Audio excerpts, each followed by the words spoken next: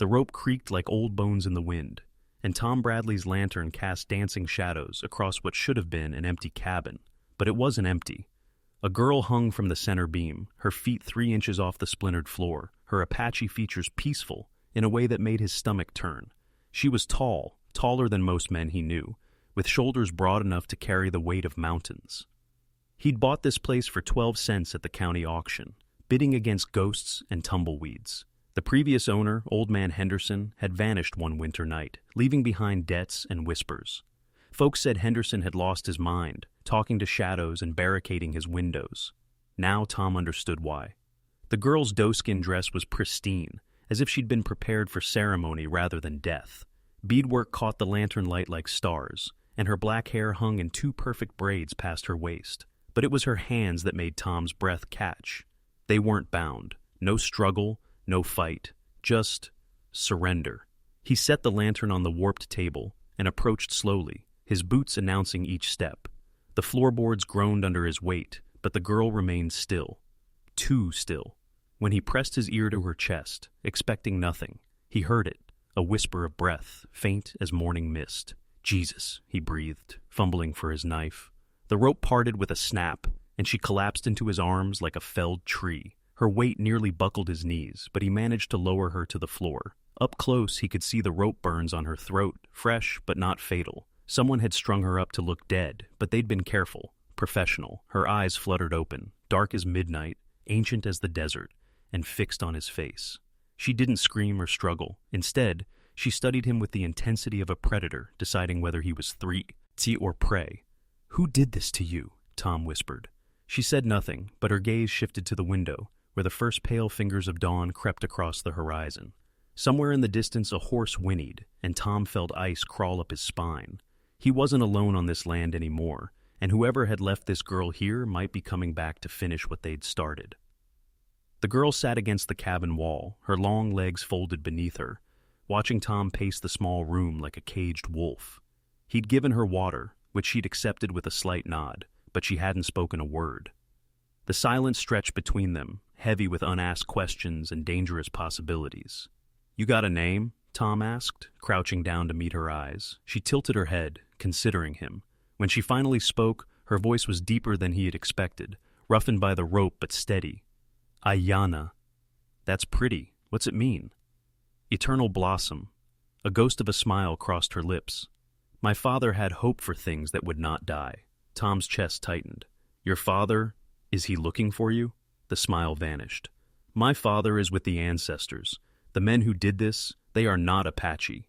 Before Tom could ask more, the sound of approaching horses drifted through the morning air. Multiple riders, moving fast. Ayanna's body went rigid, her eyes darting to the window like a trapped animal calculating escape routes. "Friends of yours?" Tom asked, already knowing the answer. "No." She struggled to her feet, swaying slightly. Even hunched with exhaustion, she stood nearly eye to eye with him. They come to see if their work is finished. Tom's mind raced. He could hide her, claim ignorance about any girl. It would be the smart thing, the safe thing. He had a ranch to build, a future to secure. Getting involved in someone else's blood feud was a fool's game. But then he looked at her throw, at the raw marks the rope had left, and something inside him hardened into resolve. "How many?" he asked. 3, maybe 4. She moved to the window, peering through a gap in the boards. "They wear badges, but their hearts are black. Corrupt lawmen." Tom's jaw clenched. He'd dealt with their kind before, back in Kansas when they'd tried to steal his family's farm. Some men hid behind the law like cowards behind a woman's skirts. "There's a root cellar," he said, pointing to a trapdoor hidden beneath a moth-eaten rug. "You can—" "No." Ayanna's voice cut through his words like a blade. "I will not hide like a rabbit while wolves circle. This isn't your fight anymore. Let me handle—" "It became your fight the moment you cut that rope." The hoofbeats grew louder, closer. Tom grabbed his rifle from beside the door, checking the chamber. When he looked up, Ayanna was watching him with something that might have been respect. "Why?" she asked simply. "Because some things are worth the trouble." The horses stopped outside with a jingle of spurs, swords, and leather. Tom counted 3 distinct voices, low, confident, the kind of men used to getting their way through intimidation. He positioned himself by the window while Ayanna pressed against the wall beside the door, her movements silent as shadow despite her size. "Bradley," a voice called out, thick with false authority. "Sheriff Cutter, need to have a word." Tom recognized the name. Cutter had a reputation 2 counties wide for creative law enforcement, the kind that favored whoever paid best. "What can I do for you, Sheriff?" "Had reports of trouble on your property, missing person case, Indian girl, tall as a man, dangerous as a rattler. You seen anything?" Through the window crack, Tom could see 3 men dismounted in his yard. Cutter was a thick-set man with silver hair and cold eyes. The other 2 looked like hired muscle dressed up in deputy badges. One lean and hawk-faced, the other built like a bull with arms that strained his shirt sleeves. "Property's been empty since I bought it yesterday," Tom called back. "Just me and the rats." "Mind if we take a look around? For your own safety, of course." The bull-shouldered deputy was already moving toward the cabin door. Tom felt Ayanna tense beside him, her breathing shallow but controlled. In the morning light filtering through the boards, he could see her clearly now, the sharp intelligence in her dark eyes, the coiled strength in her frame. She wasn't just tall, she was magnificent, like a mountain cat in human form. "Actually, I do mind," Tom said, his voice carrying across the yard. "Man's got a right to privacy on his own land." Cutter's laugh was ugly. "Privacy's a luxury, Bradley. Sometimes the law has to come first." The hawk-faced deputy had circled to the back of the cabin. Tom heard the scrape of boots on wood as the man tested the rear door. They weren't here for a friendly chat. They were here to finish what they'd started with that rope. "Tell you what," Cutter continued, his voice closer to the front door now. "You open up voluntary-like, and we'll make this quick. Keep fighting us, and we might have to get creative about probable cause." Tom met Ayanna's eyes. She was watching him with the intensity of someone measuring a man's worth in his darkest moment. He thought about the smart play, the safe play. Then he thought about her hands, unbound when he had found her. Someone had made her complicit in her own death, and that kind of cruelty deserved an answer. "I got something for you, Sheriff," Tom called out, working the lever on his rifle. "But you're not going to like it." The silence that followed was pregnant with violence. Tom could practically hear Cutter's mind working, weighing options, calculating odds. When the sheriff spoke again, his voice had shed all pretense of civility. "Boys," Cutter said quietly, "looks like we got ourselves a problem." The standoff stretched like a taut wire, ready to snap. Tom kept his rifle trained on the yard, while Ayanna moved with ghostly silence to the back window. She held up 2 fingers, indicating the deputy there, then pointed to herself and nodded. Tom shook his head firmly. He wasn't about to let her walk into gunfire. "Bradley!" Cutter's voice had turned reasonable again, the tone of a man used to talking his way out of tight spots. "You don't know what you're protecting.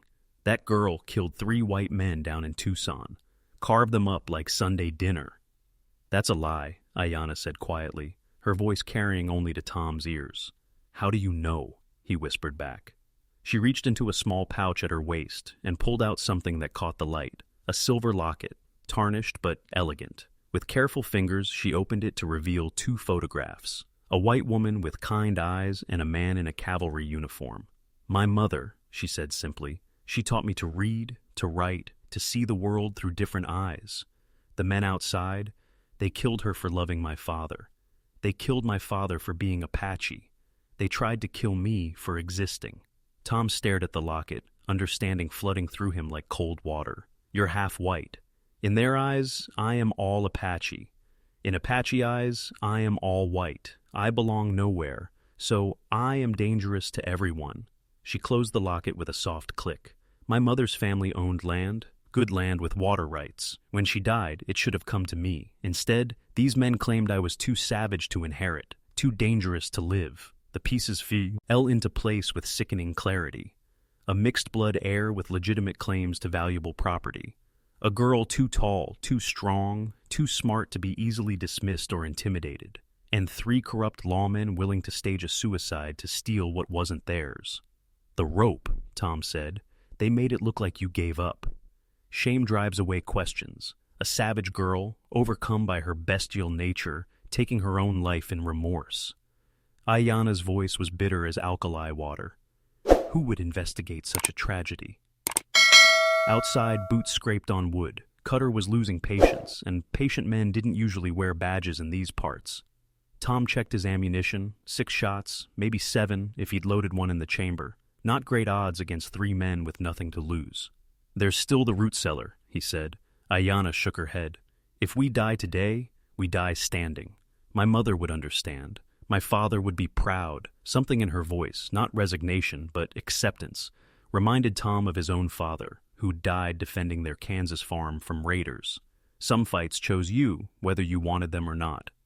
"Your mother," he said, studying the photograph again. "She was beautiful. She believed in love over law, heart over hate." Ayanna tucked the locket away. "She would have liked you, I think." For a moment, the danger outside seemed distant. In the golden light of morning, Tom saw not a savage or a victim, but a woman carrying the weight of 2 worlds, belonging fully to neither, but finding strength in both. The first shot shattered the front window, spraying glass across the cabin floor.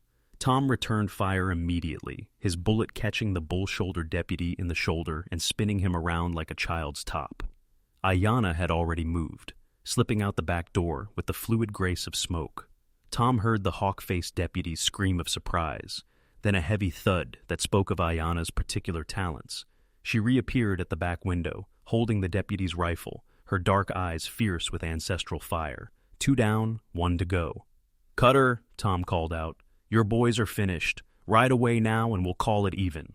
"Can't do that, Bradley." Cutter's voice came from behind the water trough, where he had taken cover. "Too much money at stake. That girl's death certificate is already signed. Just need to fill in the date." "Money won't spend in hell," Tom replied, but he was calculating angles, counting shots. Cutter was smart enough to stay hidden, patient enough to wait for mistakes. The silence stretched until Tom could hear his own heartbeat. Then Ayanna did something unexpected. She began to sing. Low and haunting, the melody drifted across the yard like morning mist, an Apache death song that raised the hair on Tom's arms. But it wasn't surrender he heard in her voice. It was power. Cutter broke first, rising from cover with his gun blazing. Tom's shot took him center mass, but the sheriff's momentum carried him forward, his own bullet whining past Tom's ear. Cutter dropped face first in the dirt, his silver hair now dark with blood. The sudden quiet was deafening. Tom found Ayanna standing over the hawk-faced deputy, who was unconscious but breathing. She'd used the rifle butt with surgical precision, enough to stop him, not enough to kill. "It's over," Tom said, though his hands were still shaking. "No," Ayanna replied, looking toward the horizon where St. Clouds marked approaching riders. "It's beginning." The riders turned out to be territorial marshals, drawn by the gunfire. Tom told them everything: the staged suicide, the land grab, the corruption. Ayanna showed them her mother's papers, proving her inheritance claims. The surviving deputies told different stories under pressure, but the evidence spoke louder than lies. By autumn, Ayanna had claimed her mother's ranch, making her one of the wealthiest landowners in the territory. Tom helped her run it, their partnership growing into something deeper as the seasons turned. She taught him Apache ways of reading the land. He taught her the white man's laws that could protect what was rightfully hers. Years later, when their own children played in the yard between the 2 ranches, his original 12-cent cabin now a storehouse, Tom would remember that morning in perfect detail, the way light fell through the broken boards, the weight of her in his arms when he cut the rope, the moment he chose to stand with her against the world.